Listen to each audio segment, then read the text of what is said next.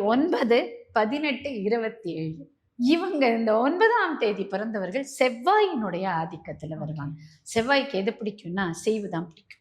So இவங்க காலங்கார்த்தால எழுந்து நடக்கிறது, டான்ஸ் ஆடுறது, டான்ஸ் பயிற்சி பண்றவங்க டான்ஸ் ஆடலாம், வாக் போறவங்க வாக் போகலாம், எக்ஸசைஸ் பண்றவங்க எக்ஸசைஸ் பண்ணலாம். உடல் அளவுல ஆக்டிவா இருக்கிறது தான் செவ்வாய்க்கு ரொம்ப பிடிக்கும்.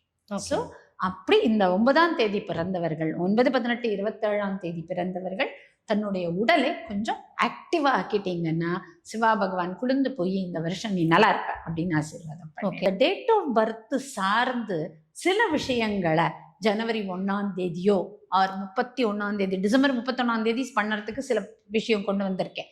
அதையோ பண்ணிட்டாங்கன்னா அன்றைய வருடம் முழுக்க அவங்களுக்கு நல்ல வருடமாக எல்லா விதமான வளங்களையும் தரக்கூடியதாக, நம்ம எதிர்பார்த்த விஷயங்கள்லாம் நடக்கக்கூடியதாக, சேஃபாக ப்ரொடெக்ஷனோட அண்ட் நம்ம இதுவரைக்கும் பட்ட கஷ்டங்கள்லேருந்து மீண்டு வர இப்படி எல்லா விதத்தையும் நம்மளை ரெக்டிஃபை பண்ணிக்க கூடிய ஒரு விஷயம் இருக்கு அப்படின்னு அதை தான் இப்போ கொண்டு வந்திருக்கோம்.